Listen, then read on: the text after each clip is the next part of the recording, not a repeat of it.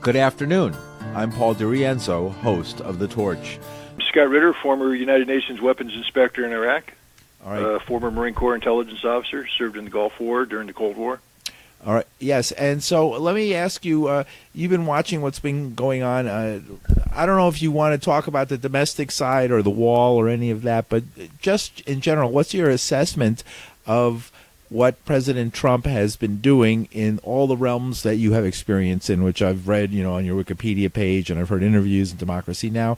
So you have a wide, experience in the world of international politics and intrigue and weapons detection and nuclear weapons. Looking at everything you've worked on in all these years, how does this president stack up to the other presidents you worked under? Well, this is perhaps the most anti-establishment president the American people have elected in modern history. And along with that comes the fact that, for better or for worse, in many cases for worse, this is a president who was remarkably honest about what he intended to do while he was a candidate. And it shouldn't come as a surprise to anyone that once he became president, he sought to accomplish that which he said he was going to do. I think many people thought that his rhetoric during the campaign was just populist-based nonsense, that once he assumed the office of the presidency, common sense would kick in and he would realize that this perhaps isn't the best course of action to take. That obviously isn't how this president operates, and we see that both domestically. I think this wall is a case in point where the president promised something, and regardless of whether or not it's good for the country, he's going to go through with it. We saw that in the international security area as well, where the president promised to rip up the Iran nuclear agreement. Doing so has been an absolute disaster for the United States and has threatened the non-proliferation foundation upon which arms control internationally is based, and yet he did it. So that's where we're at. This is perhaps the most radical agent of change, geopolitical change, that has been thrust on the international scene in many, many years, and he's only halfway through his term. Now, is that good as far as you're concerned or not? I mean, you had your own conflict with the establishment. Do you feel that what he's doing it's good to shake things up? It needed to be shaken up, or it needed to be shaken up, and he's the wrong person to do it? Well, I'm someone who believes that that having a bull in the china shop is not necessarily a bad thing if the china is all cracked and spoiled and just a facade. And in many ways, the establishment that has been running the United States, putting forward, clones of presidential candidates from both parties, clones of senators, clones of representatives, people who enter the halls of power and end up doing the exact same thing as everybody who came before them. It's a facade. It's bad for the country. It's bad for the world. So, electing somebody who comes in with a baseball bat and says, "I'm taking it down," isn't necessarily the worst thing in the world. The problem is you'd like to have somebody who has a sound moral foundation, and I don't mean in terms of personal behavior. I'm talking about in terms of fundamentally what's right and what's wrong. Somebody who has a grasp of the Constitution and what America should stand for. That's the person you want wielding the bat. I think in the person of Donald Trump, we have somebody who simply has no clue why he's swinging. He's just breaking things because he likes to break it. It's painful to watch, but sometimes he resonates. I think Donald Trump taking on an atrophied Cold War relic like NATO isn't necessarily a bad thing. It would be nice if he had a sound strategy of what to do in terms of replacing NATO and how America's role in the world should be once NATO is removed. That would be encouraging. He doesn't seem to have that, but I don't shed too many tears when I see these relics of years gone by being taken down by the president. I have mixed emotions about the man. Mm-hmm. Now, let's talk about the wall for a minute, because it's a foreign policy decision to build a wall and to create the idea that there is a crisis at the border, when it seems every fact that you can look at says, no, there is no crisis at the border. Some folks say the danger is in the lie that there's a crisis more than the wall, which is a small thing. Yeah, look, this is very dangerous ground. This is why you'd like to have a president who has a solid ground in understanding the Constitution and the separations of powers and the role of Congress and the role of the president. To irresponsibly manufacture a crisis, as the president appears to be doing, and then to call it a national emergency so that he can run an endgame around Congress is something that might be legally proper. And again, it's not constitutionally proper. It's legally proper because the Congress of the United States abrogated its duties and responsibilities years ago, back in the 1970s, when it allowed this sort of in-run to take place. It's the same thing they've done with the War Powers Act. They've abrogated their duties and responsibilities to declare war, pushing power into the executive. Now, if you have an enlightened president who understands that there might come a time and place where he needs to, act unilaterally, where he needs to have this unitary executive power put into his hands, but recognizing that in the main, you need to make Congress do their job, it might not be a dangerous thing. But I think what we're doing is setting a precedent that's very bad, because we have a Congress that absolutely doesn't know how to function. It's a Congress that's divided along partisan lines. Both sides are just rotten to the core, and they're doing bad things for the country. And then what happens when Congress punts? The executive steps in, and that's not how America was designed to work. We weren't designed to have an executive that acts as a dictator. And yet, if the president goes forward with this wall the way he appears to do, he will be assuming dictatorial-like powers, and this is a very dangerous thing. I wish Congress would understand that every day the government shut down, our economy suffers more than a $5 billion loss. So the stupidity of congressional thinking that they're not going to give this man $5 billion to waste on a border wall project when America wastes $760 billion a year on defense projects globally that do nothing for the American people. It's just absurd. This is the Democrats behaving like idiots, and as a result, a president who might be an idiot himself is going to take actions that are going to hurt this country for decades to come. Yeah, let's wrap up with that. Decades to come, what kind of damage could this do, in your opinion?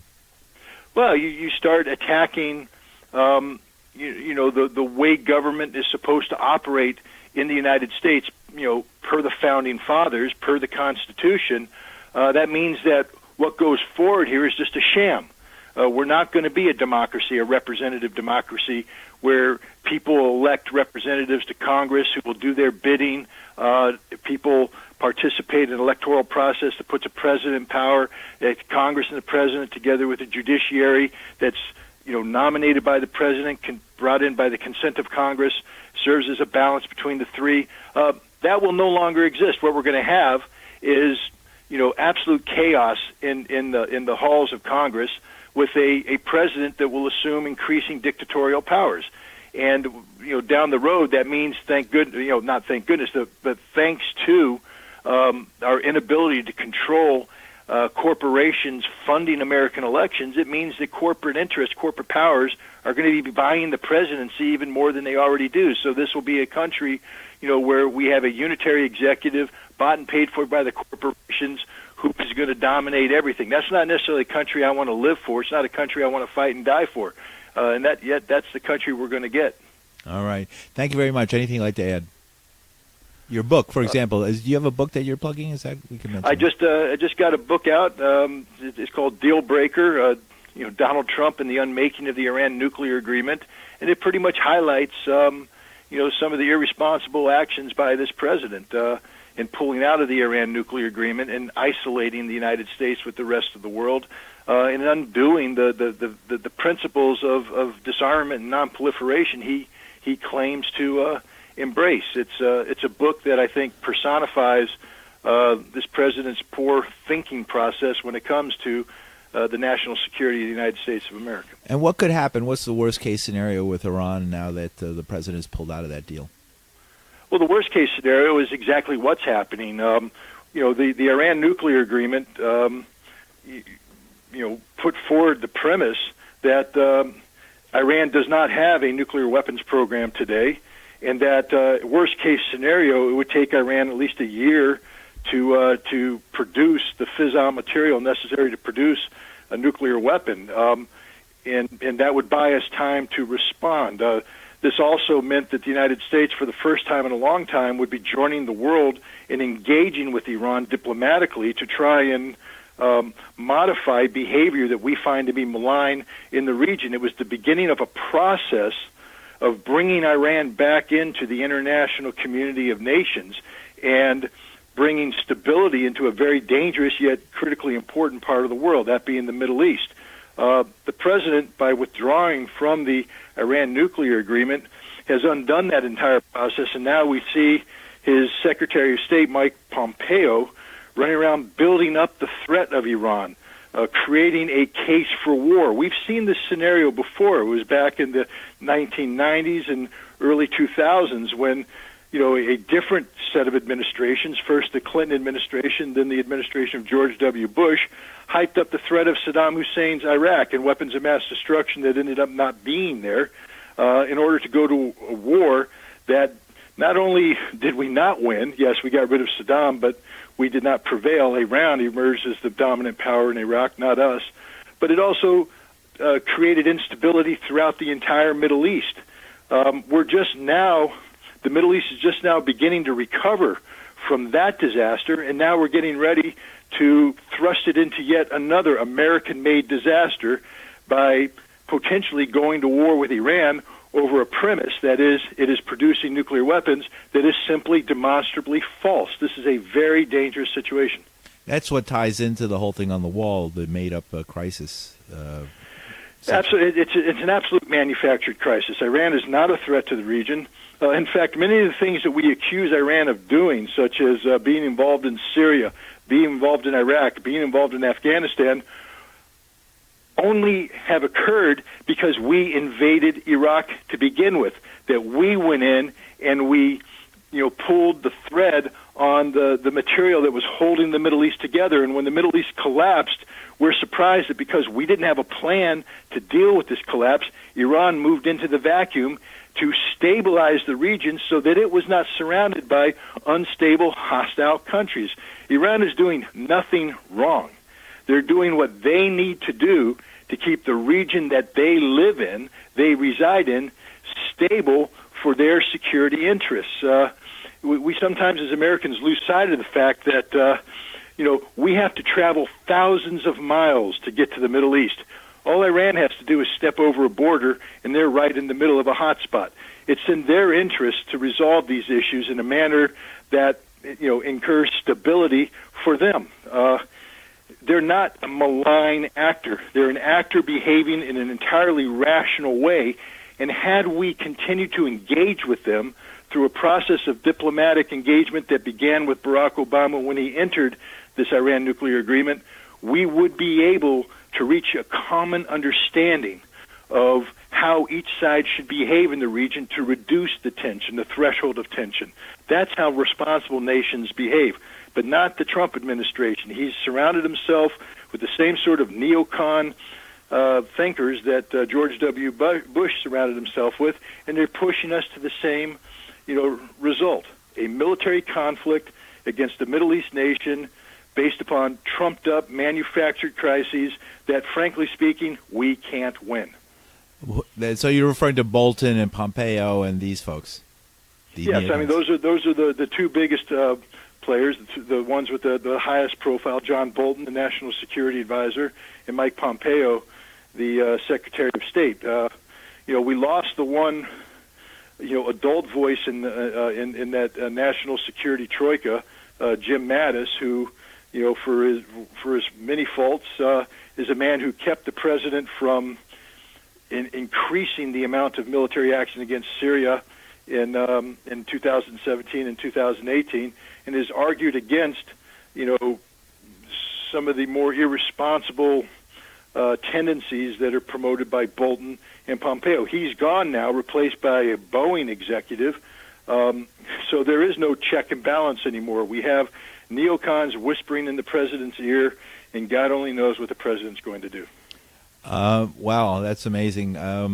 Putin, what's your opinion on the relationship between Trump and Putin's actions in Syria? Well, before we do Trump and Putin, we have to understand the relationship between Russia and the United States, and then Putin as the leader of Russia in the United States. Vladimir Putin has famously said that the collapse of the Soviet Union is one of the greatest tragedies of the 21st century, and he meant that in terms of the fact that some 50 million Russians suddenly didn't have a home. What was the Soviet Union was no longer, and Russians were now living in countries that no longer identified with Moscow as its center of gravity. He had to watch a very corrupt, alcoholic president named Boris Yeltsin sell Russia's soul and sell Russia's economy to the United States. People shouldn't forget that not only did America go in after the collapse of the Soviet Union and write the Russian Constitution, we wrote many of Russia's laws, and we actually helped Yeltsin get reelected. We interfered in a Russian presidential election to get the man we wanted to be president, reelected president.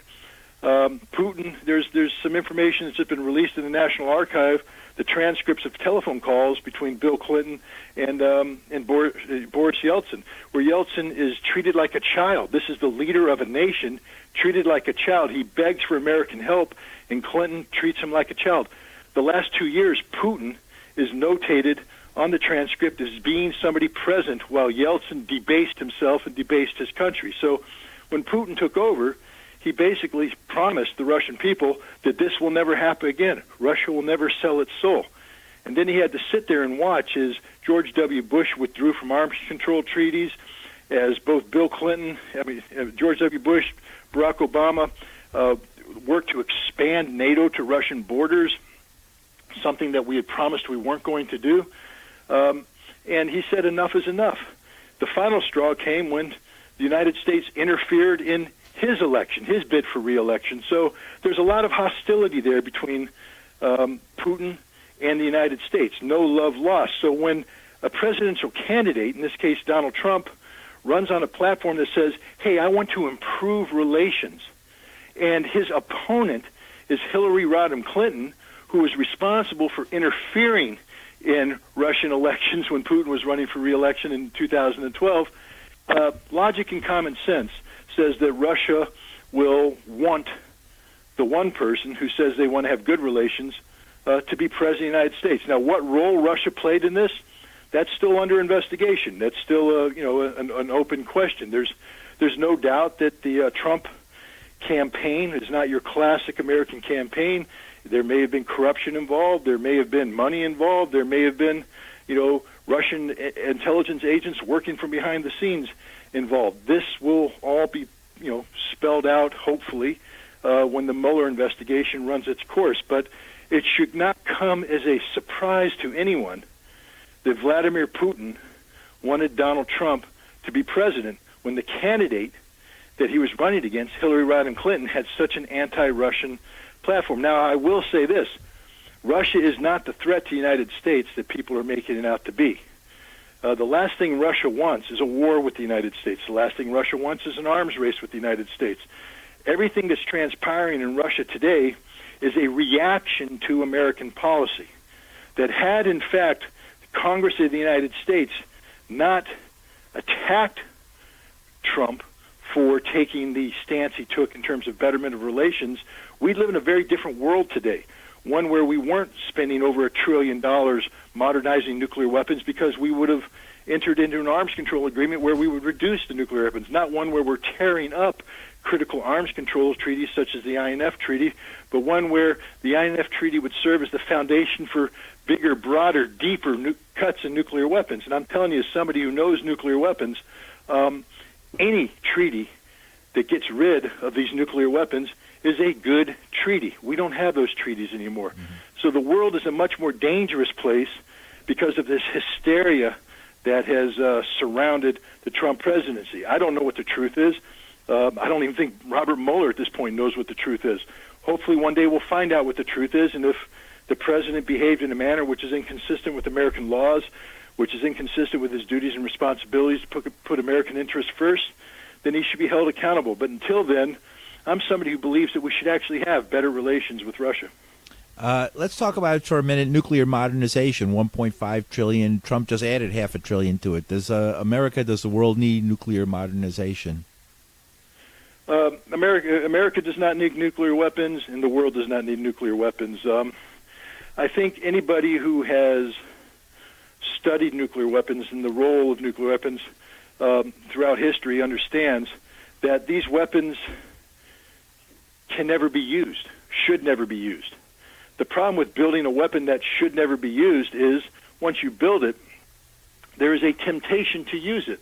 And we saw this when the Cold War ended, where the United States walked away from the notion of deeper nuclear cuts and instead reinvented criteria for the employment of nuclear weapons, so that today we have a nuclear strategy that says we can use nuclear weapons preemptively in a non-nuclear environment. Heck, we even say that if you attack us with cyber weapons, we can use nuclear weapons in retaliation. This is a very dangerous thing, especially when you take into account the fact that you have nations such as Russia and China who have nuclear arsenals that are capable of wiping the United States off the face of the earth. This is not a joke. This is not a game. This is a real threat to the, to the existential existence of America and the world. There's some people in the United States who treat, nuclear weapons as part of a strategic game, game theory, deterrence. In order to have sound deterrence, we have to prove to the world that we are capable of using these weapons. There's some people believe that we need to escalate a conflict to incorporate nuclear weapons to de-escalate the threat of further use of nuclear weapons, meaning we're going to drop a bomb on you so that you won't drop a bomb on us. That's stupidity in the extreme. If we use nuclear weapons, Vladimir Putin has made it quite clear. He said he will be going to heaven as a martyr, but the Americans are just going to be destroyed. He accepts the fact that there will be global annihilation. And what he's doing is telling the United States, don't even think of using a nuclear weapon against Russia, because it will not be a limited strike. You may think it's a limited strike, but the second you hit us, we're coming at you with everything we have. And we live in a dangerous world today because we have people advising the President of the United States who believe in nuclear weapons, who believe that these weapons not only have to exist, but have to be ready to be used. People who believe that there are legitimate circumstances under which these weapons can be used. And we have a president that doesn't have an appreciation of history to understand that if you use these weapons, it's the end of the world. John F. Kennedy had that appreciation. That's why the Cuban Missile Crisis ended the way it did. Ronald Reagan had that appreciation. That's why he entered into some of the most sweeping nuclear reductions the world has ever seen. This is a man who called the Soviet Union an evil empire. This is a man who joked once about having missiles on their way. He had an epiphany, a moment where it occurred to him, the world could come to an end. The country I love could come to an end. We need to get rid of these weapons. Bill Clinton seemed to have that appreciation. Even George W. Bush seemed to have that appreciation. Barack Obama definitely had that appreciation. Donald Trump does not. Let me just end with this. Do you feel that in the course of your work and the statements you've made and what you revealed to the media that you've come under personal attack from high-level forces? Well, I mean, look, when I resigned from the United Nations, Sandy Berger, who was then the National Security Advisor of under Bill Clinton, unleashed the FBI on me, and he called me a threat to the national security of the United States, a known enemy of the United States. In the build-up to the war with Iraq, I traveled to NATO in the aftermath of a briefing by Paul Wolfowitz where he lied to NATO governments, and the United States told the ambassadors at NATO that they should not listen to me because I was a known enemy of the United States.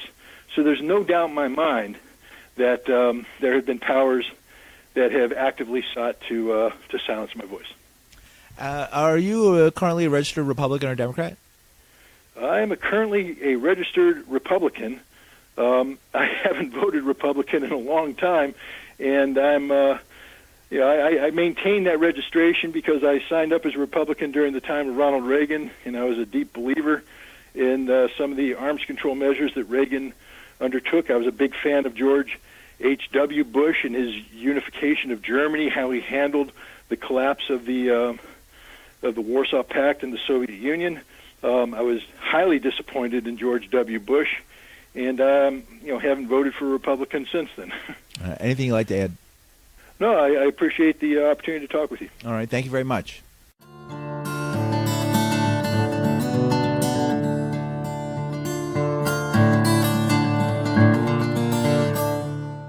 My guest joining me in the studio is Andy Worthington. Welcome, Andy. Thank you, Paul. We're going to talk about the 17th anniversary of Guantanamo Bay Prison, of which you are one of the most notable reporters and journalists who have been following this from the very beginning. And I think at this point, since it's been 17 years, and it's been quite a number of years since it was in the media, really, people don't even know it's still there. No, that's the sad thing, is that some people don't know it's there. I mean, some people believed President Obama when he said he was going to close it, as though a president saying something means it's going to happen. Yeah. They've all been taking notes on that. Hey, we just have to say things and people think that it's happened. But then there are young people being born in America now who have no idea that it exists even. Right. There's a place called Guantanamo. Well, it doesn't make sense because when you think about its history, Cuba is a country that the U.S. has been embargoing and doesn't have any relations with. Until recently, it's very difficult to get there, only in a roundabout way, and you're looked upon strangely if you go, and you can't even buy cigars that are made there. So what would the U.S. have to do with Guantanamo? Right. Yeah. Why is Guantanamo even there in Cuba? Why is the U.S. in Cuba?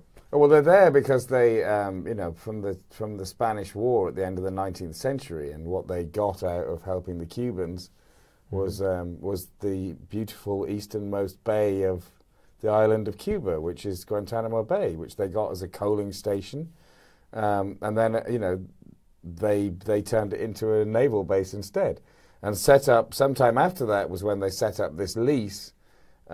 Which requires both parties to terminate it. Wow. So Cuba can't terminate the lease because America never wants to terminate the lease. And they pay like a small, tiny amount of money every year for this lease. Is that like overstaying at a party because they can't throw you out? Like, I don't feel like leaving your party, Yeah, no, I mean, it's quite shocking, isn't it? Yes. Yeah, so that's apparently how they own it.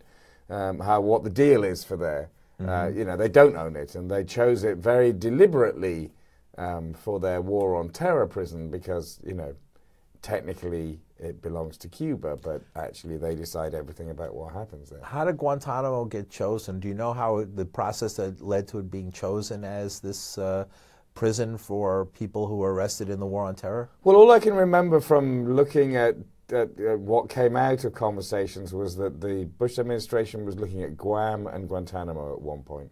So they knew they wanted it somewhere out of the mainland. And you just mentioned a place that people even less know. Right. What's a Guam? Right, okay. It's this island that the U.S. has in the middle of the Pacific Ocean. Right, if they'd chosen that, we'd know a lot more about it, I suppose, if those people who were paying attention, but they didn't. They chose Cuba. And they did so very deliberately because they were looking for a place that was beyond the reach of the U.S. courts. Why would they want to do that? Well, they would want to do that so that when they held people there, they could do whatever they wanted with them. Is this something that the president decided, or the Justice Department, or the Army decided? Who was behind this decision? Well, it's that's a good question, really, about who was pulling the strings in the Bush administration, isn't it? Yeah. So. Actually, I just saw Vice last night. Me too. I saw it a few days ago. Right. And and I'm very glad to see that film highlight things that I've known for a very long time. I mean, when I first got involved in the Guantanamo story full-time was about 2006. But any time that you got involved in what was happening then, the first person you would really come across would be Cheney, not Bush. You know, but Cheney and Rumsfeld had worked together since the days of Nixon. And, you know, Nixon fell, and Cheney and Rumsfeld were young enough and uncontaminated enough that they then got to work with Gerald Ford, with some of the youngest people to hold high positions. You know, and then they were also there under George H.W. Bush, you know, like a couple of evil zealots.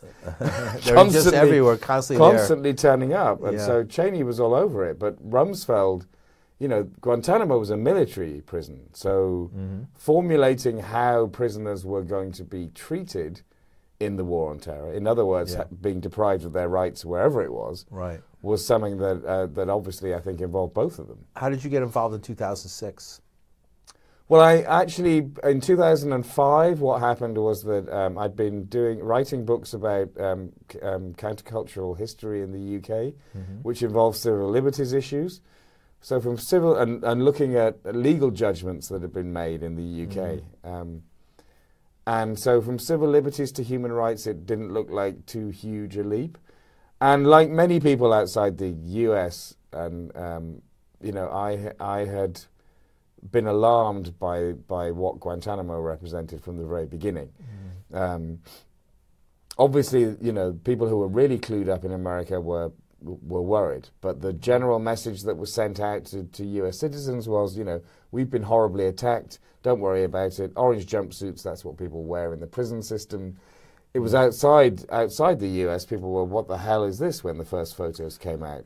And so by 2005, I was looking for a project, and it had just annoyed me so much that Guantanamo had been open for all this time, and that President Bush still it was open in 2001 is when they opened it, right? 2002, January 2002. Okay. So by 2005, the fall of 2005, when I started looking into it, they still hadn't released the names of the people they held there, you know. And so I found out that the Washington Post had put together a tentative list of who might be held there, and a British organisation of former prisoners called Cage Prisoners had been set up that did the same thing. And I started trying to find stories of the prisoners, wondering which bits of these lists were accurate. And I don't know where that would have gone had it not been for the fact that in the spring of 2006, that's when the US government lost a Freedom of Information lawsuit submitted by the Associated Press, and they were compelled at that point to release the names and the nationalities of who they were holding, and I think about 7,000 or 8,000 pages of supporting documents. Their unclassified allegations against the prisoners and transcripts of these hearings that they'd held at Guantanamo to ascertain that these people were enemy combatants like they said they were, and that they could continue to hold them without any rights. How do they do things down there? Like, how do you wind up in Guantanamo, and then what happens to you when you're there? Well, you know, if you believe the Bush administration, then you were captured on the battlefield and you were the worst of the worst. Really not true. What the United States was doing was paying substantial bounty payments to their allies, which was Afghan warlords and Pakistanis, quite often through the Pakistani intelligence services and even directly with the government. Sure. In 2006, the Pakistani then President Musharraf wrote an autobiography in which he boasted that in exchange for handing over hundreds of terrorist suspects, we received hundreds of millions of dollars. Where did he get these terrorist suspects? Well, he got them from, you know, quite a lot of foreign nationals who had settled in Pakistan after the Mujahideen years. So people who may well have been part of the resistance to the Russian occupation. On the U.S. side. Yeah. By the way. Exactly. Right. And who had then subsequently settled in Pakistan instead of going back to the countries that they were from, probably married local women, were involved in charities or in teaching. And a lot of those people were just very cynically identified by the Pakistanis as people that the Americans could have. Oh, I see. And in Afghanistan, it was warlords who were doing that, because the United States government had virtually no information about what was happening on the ground in Afghanistan, because they had basically ignored Afghanistan for about 10 years. Yeah. After, all that money had been put in to fund the Mujahideen when the Russians invaded and occupied, when the Russians left, so really did the Americans, leaving Afghanistan to degenerate into a well, the civil Taliban war. hanging people from the end of a cannon barrel. I've seen some of those horrible pictures. Right, exactly. Treating women like dirt and all this kind of thing. Yeah. And so, the Saudis were still putting money into Afghanistan, and the Pakistanis were putting money into Afghanistan because they always interfere in Afghan politics. But the Americans basically walked away and didn't really know what was going on. So when they came to invade after 9/11, they didn't know who to trust. So my friend the warlord, and it's like your friend the warlord might well be lying to you and sending, his local rivals to Guantanamo. So it sounds like the slave trade. I mean, you just go there and you side with one side against another, and they give you their captives, and you can next day go to get their captives, the other side. Yeah, I mean, there are elements of it that are exactly like the slave trade. And I mean, it's shocking, isn't it? The flesh trade, as they call it in that movie, I mean, it's shocking because you think, no, surely they can't have done that. But they not only were they buying prisoners, but they also did away with the what are called competent tribunals under the Geneva Conventions. So, what's a competent tribunal? Well, when we used to fight, in uniforms on a fixed battlefield, then you knew who the enemy was. Sure. Anything becomes irregular about warfare, and someone's not wearing a uniform, then how do you know you haven't caught civilians by mistake? Sure. So as the Geneva Conventions were, changed and refined over the years, then competent tribunals became a way of assessing, close to the time and place of capture, whether you had caught up civilians instead of combatants. And who would be made up these tribunals?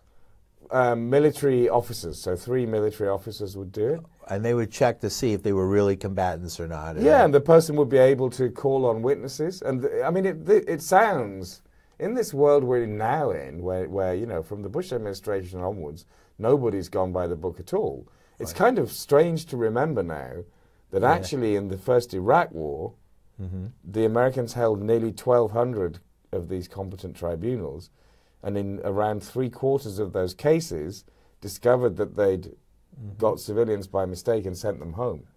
In Guantanamo, no one got sent home. Everyone got sent to Guantanamo. And the instructions also came to the interrogators on the ground who were basically processing them. Every single Arab who came into U.S. custody had to go to Guantanamo. No exceptions. So what's the logic? Did you ever find the logic behind all this? What are they trying to achieve? Or is it just like hatred? It was hatred. I mean, on one level, you have to think... If we can't get the people, if all the people who hit us on 9/11 died in the blast, and there was maybe a half dozen others who escaped who were later themselves captured or killed, then it's over.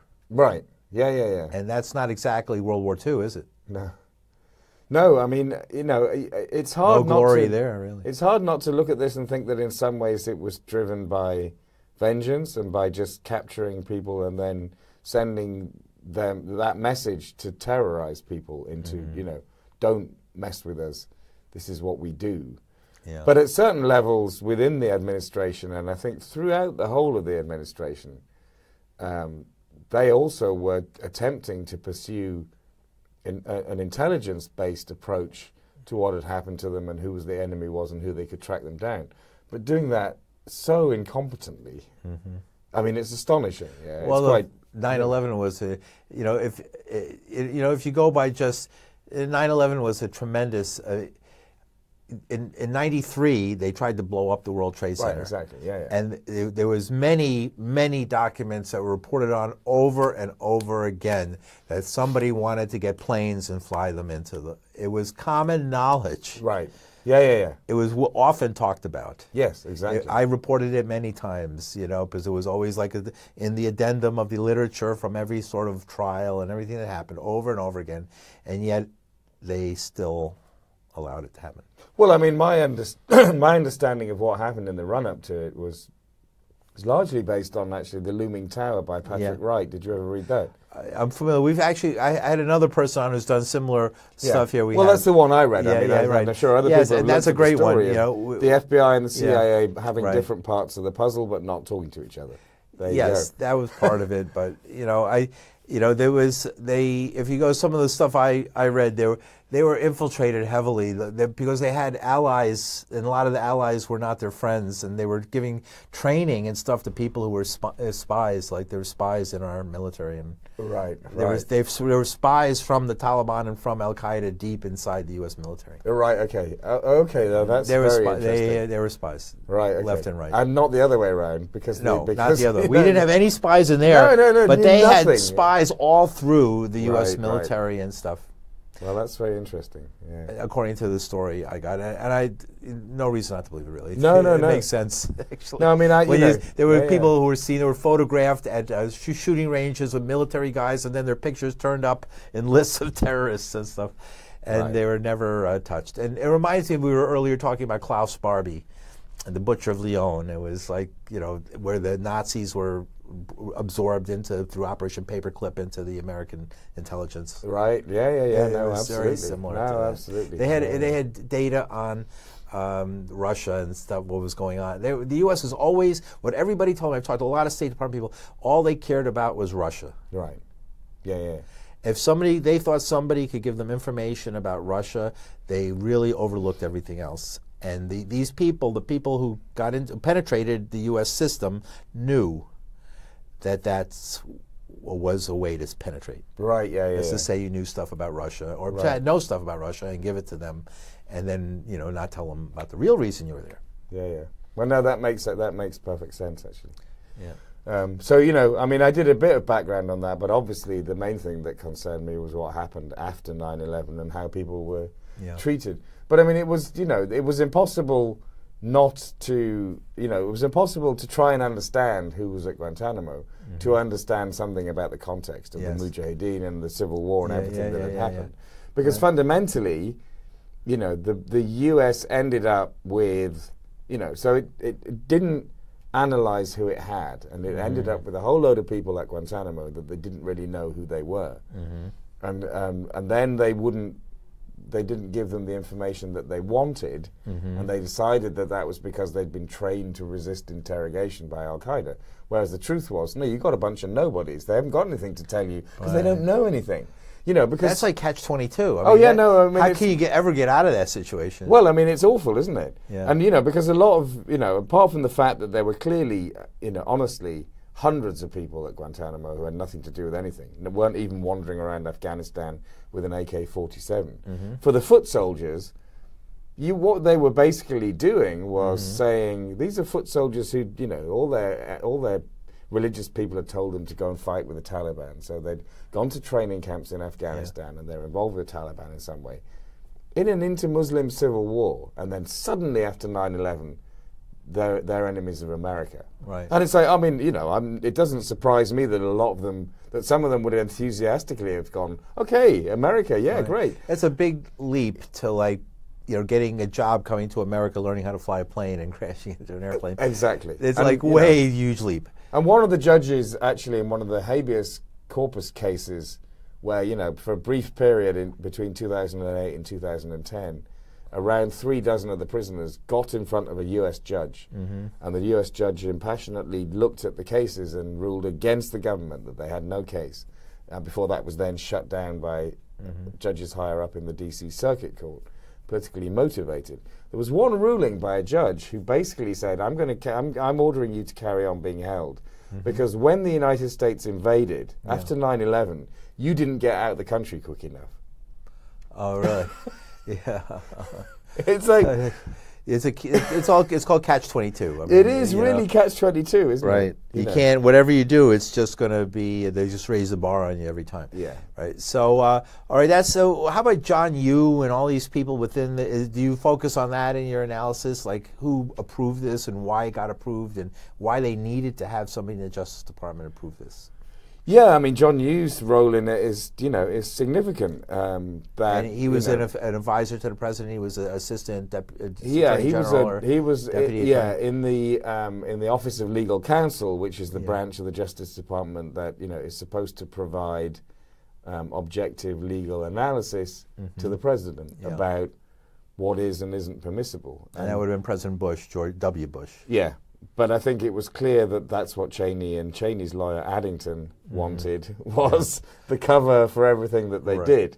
And you wrote this memo, right? It was the famous memo. Yeah, the famous memo where it's not torture. It has to be equivalent to serious organ failure or even death to actually constitute torture, which he'd lifted and taken out of context from some medical insurance paper. I mean, it was absolutely out of context. It was a shockingly unacceptable legal opinion. It's political, right? I mean, nobody totally like there's a certain grouping of Americans who would not want to see anything that even had the optics of mercy to anybody who even smelled the same air as the people who did 9/11. Right, exactly, yeah. And so they wanted that, and then their justification for it, because, essentially you're going to run up against problems with the laws and treaties and separation of powers in the United States, is to adhere to the unitary executive If you brought theory, them into the United States, right? Unitary executive means the power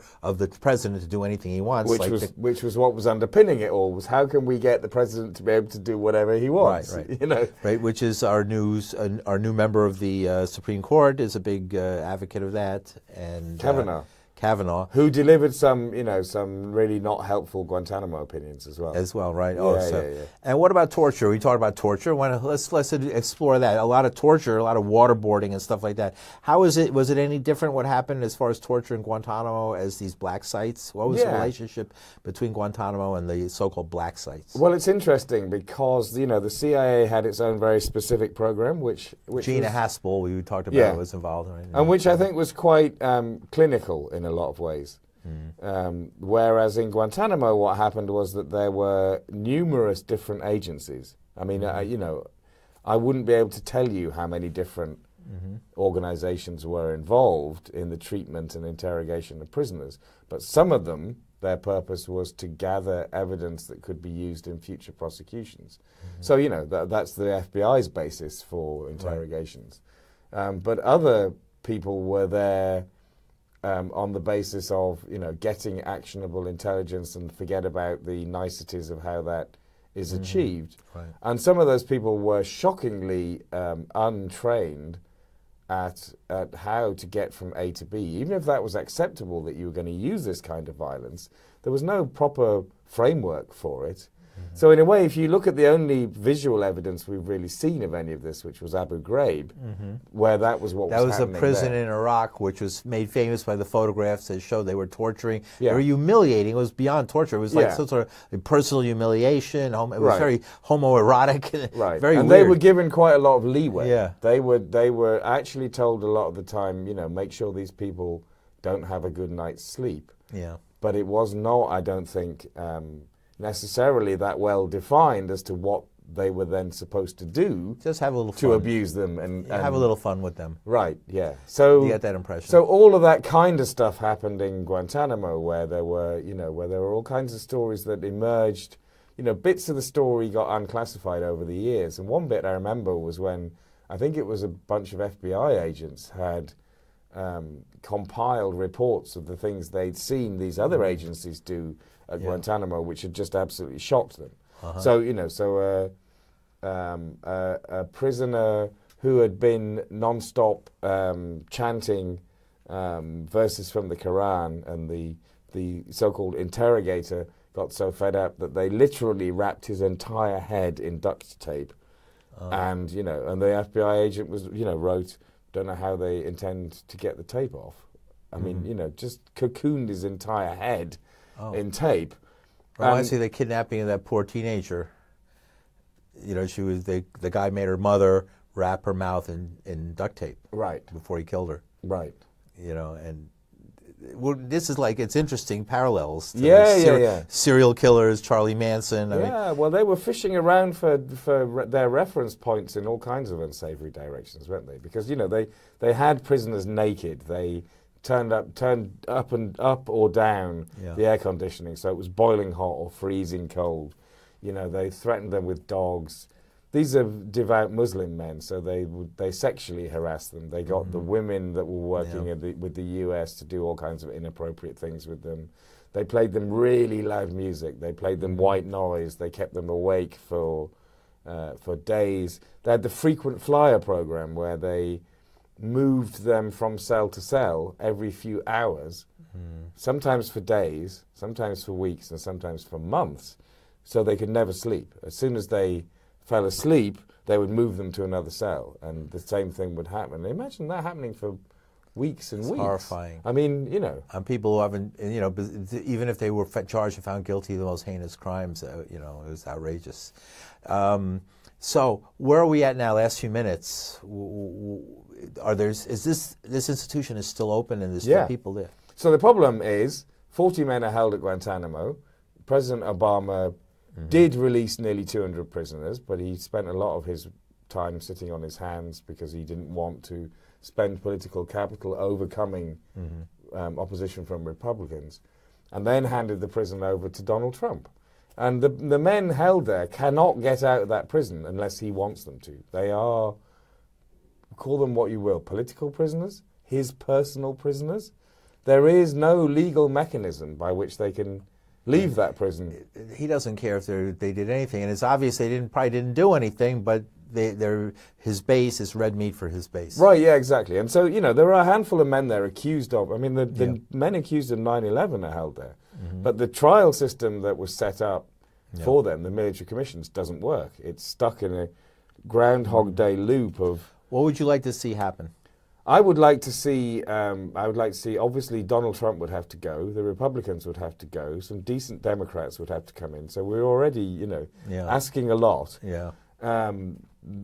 All the nobody prisoners who are still left, and there are some people who did nothing before capture, but have reacted badly to their long imprisonment, have been on hunger strikes, have like abused the guards. Nice. Come on, let everyone go, except the people who are supposed to have seriously had something to do with terrorism.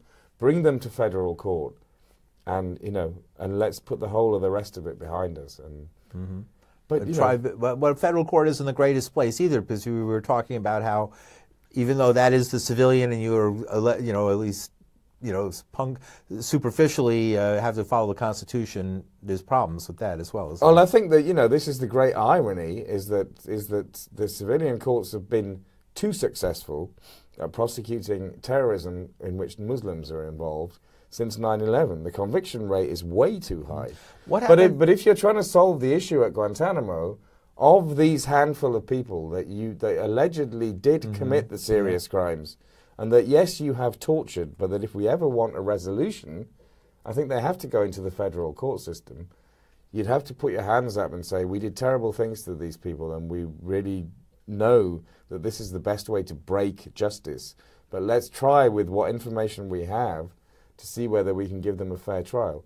Would it be fair or not? I think that any all-American jury is probably going to convict the people accused of 9/11, regardless of how dubious the process is. But Andy Worthington, thanks for joining us. I keep thinking at the end of every war, no matter how heinous what happened in those wars, the prisoners of war were released at the end of the war. So maybe if we ended the war, that would be the solution. That's a good solution. Andy Worthington, thank you for talking about this. Very interesting. You've been listening to The Torch on the Progressive Radio Network. I'm your host, Paul DiRienzo.